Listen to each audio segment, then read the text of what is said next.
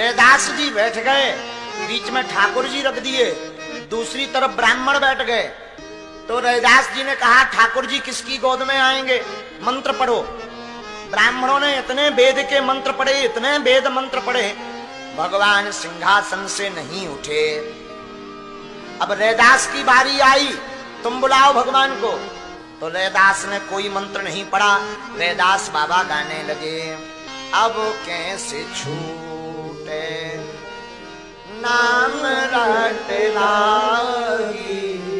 और देखते ही देखते गंगा जी से सालग्राम भगवान प्रकट होकर के रैदास जी की गोद में आ गए। आनंद हो गया, सब जय जयकार करने लगे। श्री महामहिम रैदास जी तो राह पे बैठकर पादुका गूंथते। एक पंडित जी जाते थे, अरे रैदास जी आप कभी तो गंगा नहाने चलो। तो कहते हमारे पास समय नहीं गंगा स्नान करने का। हम तो जा नहीं पा रहे, आप रोज गंगा स्नान करने जाते हो। 2 केला, हम गरीब आदमी, ज्यादा तुम्हारे पास है, गंगा जी को दे देना, कह देना रैदास जी ने दिया। और गंगा जी से कहा कि 2 केला रैदास। गंगा जी का हाथ प्रकट हुआ, गंगा जी ने अपना एक कंगन उतारा स्वर्ण और कहा रैदास जी को दे देना जाके। हम रोज गंगा नहा रहे हैं नियम से, कभी गंगा जी हमसे बात, और वो तो कभी आते ही नहीं गंगा।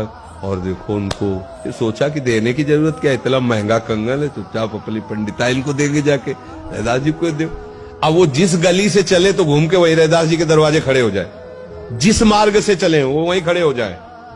हार गए उन्होंने। दुनिया के लोगों में एक बदलाव लाने का अगर सबसे पहला अगर कोई नियम बनाया, दुनिया में बदलाव लाने का अगर क्रम चालू करा, तो संत श्री रविदास जी महाराज ने प्रारंभ करा।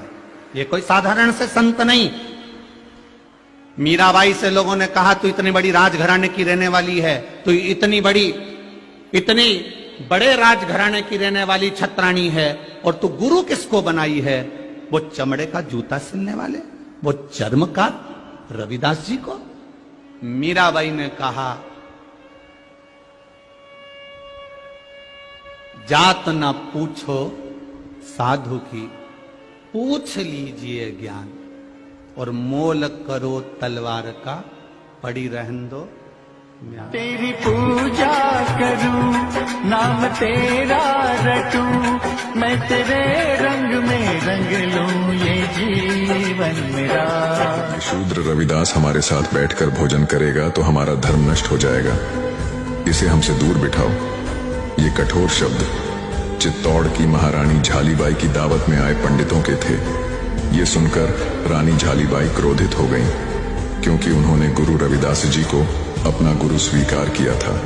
तब गुरु रविदास जी ने रानी झालीबाई से कहा, मैं दूसरी जगह बैठ जाता हूँ, क्योंकि हर जगह परमात्मा विराजमान है, तो क्या छोटा क्या बड़ा। और वे उठकर पंडितों से दूर बैठ गए।